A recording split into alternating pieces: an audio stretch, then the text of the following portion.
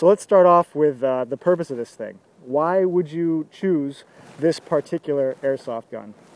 Well, for me, this represents a primary battle rifle. I wouldn't go converting this to like a designated marksman rifle or a sniper rifle, although you could, but the barrel length and the way the sights are placed on this gun just doesn't really lend itself well to that. Another really great use for this gun is as a backup primary weapon. If you've ever gone to a big airsoft game, you know that you got to take more than one airsoft gun with you because airsoft guns are inherently unreliable. If you're doing some MOUT games, for those of you who don't know, military operations in urban terrain, this is an okay option, but for tight quarters, you're going to want to bust out your secondary weapon and sling this on your back.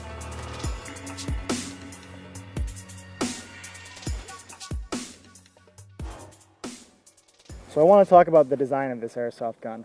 Now, I have to say, I don't own a real Springfield M14. However, I can talk to you from a person that has a little bit of a background in different types of airsoft guns, and I can tell you that this thing is designed really well. There's metal where there should be. The plastic is very sturdy. It's a solid feeling gun. The mount for the optics is very sturdy and doesn't move on me while I'm playing. And for us airsoft nerds, and we're all airsoft nerds, the bolt catch actually works, and this bolt slide is really well thought out. It gives you a nice metallic clunk, and it's just fun to have that extra level of realism when you're playing with an airsoft gun. So overall for design, I think they did a great job.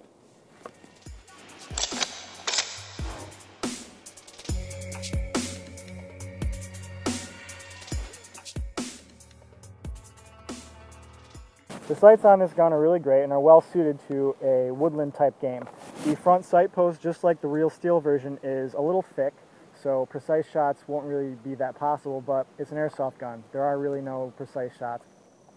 The barrel is a little bit wiggly, as you guys can see right here, but to tell you the truth, I've had this thing for 3 years, and overall it's solid, and I've never had it come apart, lose airsoft zero, or any other catastrophe that would lend itself to be unuseful. So it's been pretty great.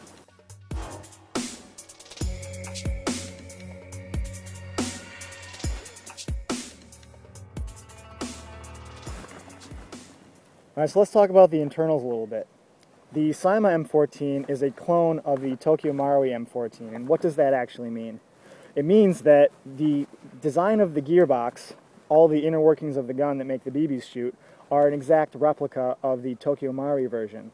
Now there are two airsoft M14s out there that are very popular. You have the GNG design M14, which came out a little bit before the Marui, and then you have the Tokyo Marui design.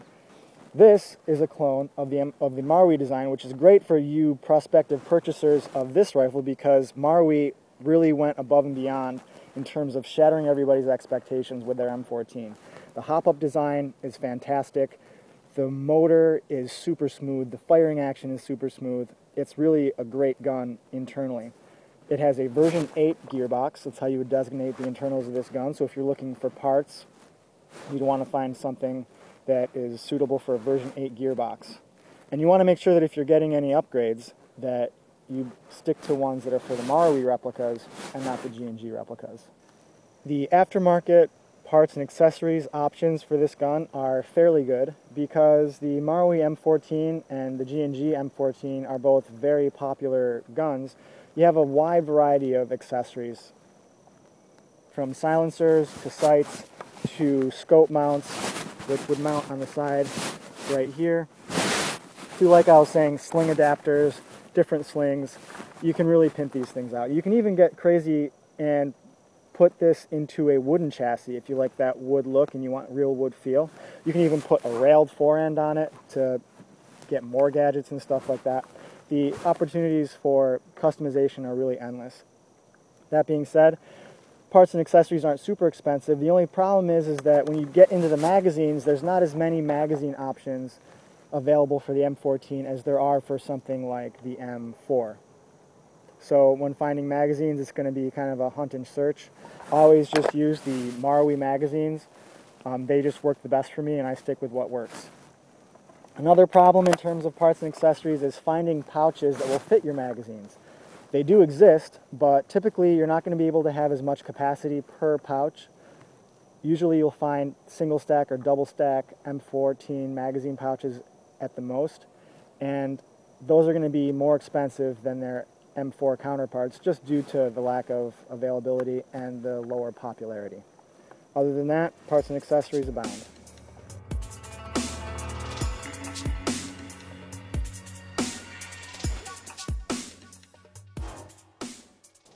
Let's talk about the weight of this airsoft gun. CYMA claims 9 pounds. However, with the addition of the aim point, the L mount, and the magazine, I'm thinking this thing pushes a lot closer to 10, which is very heavy for a gun. However, for an airsoft gun, not that heavy because most airsoft guns end up being heavier than their real steel counterparts.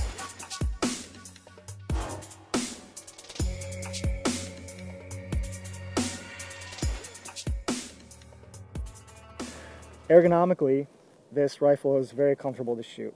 There's a great reason why rifles were designed like this for so long. They saw us through World War I and World War II and into the beginning of Vietnam, and there's still a ton of rifles that are shaped this exact same way. It's just a wonderful piece of equipment to actually shoot. The stock, in terms of the length of pull, is pretty perfect, especially if you're not wearing any body armor.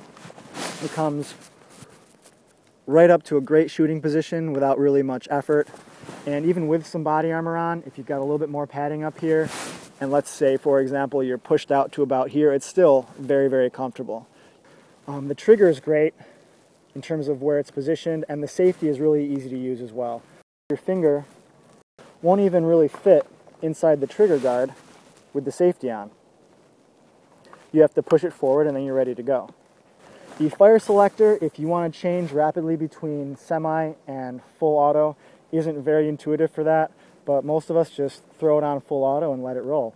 On this version, there's no indicators for semi-automatic. You might want to take like a little Dremel and remind yourself with an S or an A, or just memorize the positions like I have over the years. The magazine release is very intuitive on this gun.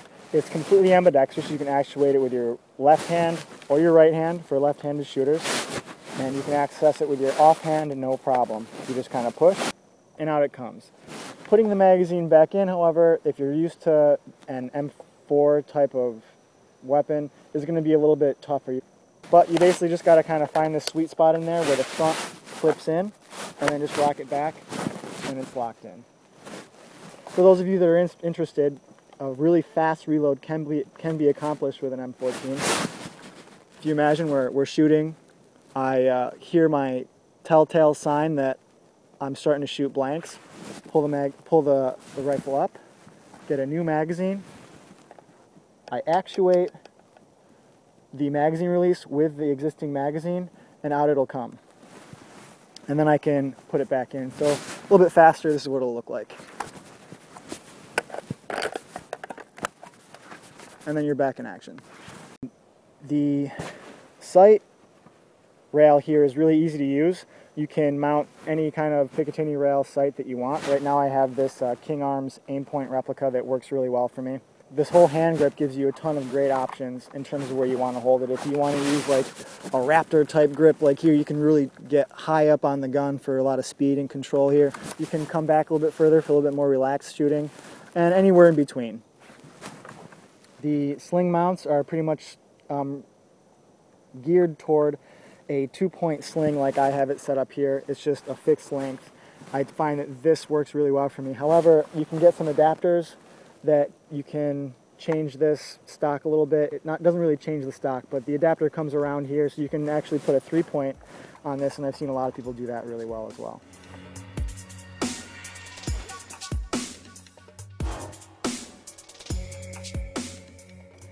The durability and reliability of this airsoft gun have been an absolute treat, and not going to lie to you, a surprise, a shock really. Back in 2011, nobody bought Chinese clones except for people that didn't really know anything about airsoft because they didn't last more than a game. They were made out of crappy materials and they didn't shoot very hard or very accurately, but this has been completely different. This has been 100% reliable for me since I've gotten it. and I have not done anything to the internals. The only thing I've done to help this gun out reliability-wise is cleaned it 2 times, ever, since spring of 2011, and it's now fall of 2013.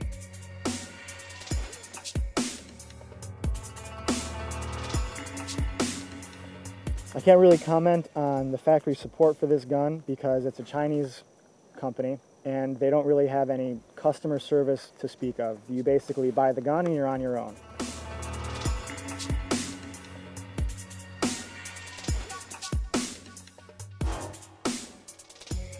To demonstrate the accuracy of the Cyma M14 Socom, what we're going to do is not what you typically see in most airsoft reviews. We're not going to shoot for groups. We're not going to shoot at 25 feet.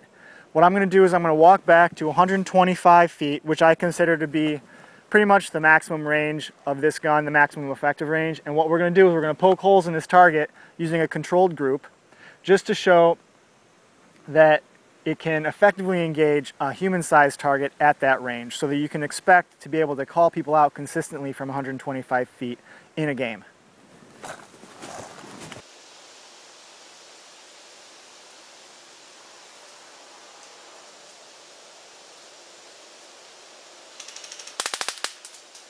Alright, so here's what the gun did from 125 feet. You can see that I got a solid 3 torso hits, 1 maybe shoulder, arm, and 2 kind of flew away to the right here. But no matter how expensive your gun is, you're going to have these inconsistencies, and it's just a matter of figuring out what your airsoft gun does. So at this range, my BBs pull a little bit to the right, a little bit closer, they might be a little bit more on. So let's try it out at 100 feet and see what happens.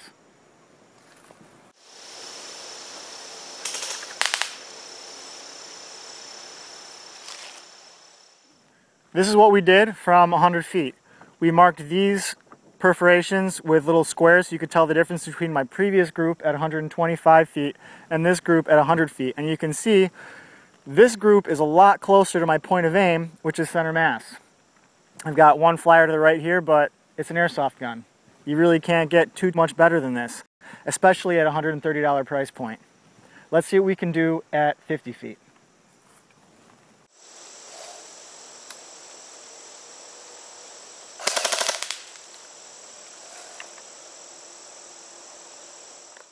At 50 feet, you can see the group tightens right up. It's very close to my point of aim. And so this is the difference that you can expect at different ranges with your particular airsoft gun. Yours might creep to the left, creep high or whatever, but you need to make it so that you can have good usable point of aim at the distances that you're going to be fighting at. I'm pretty impressed with that.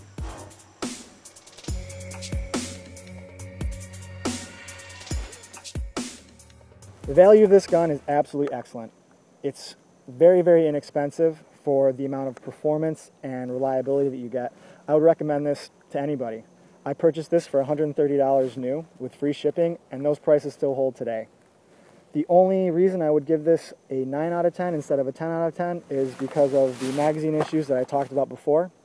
Other than that, what are you waiting for? Especially if the M14 design just kind of appeals to your coolness factor. We'll have to cut that there.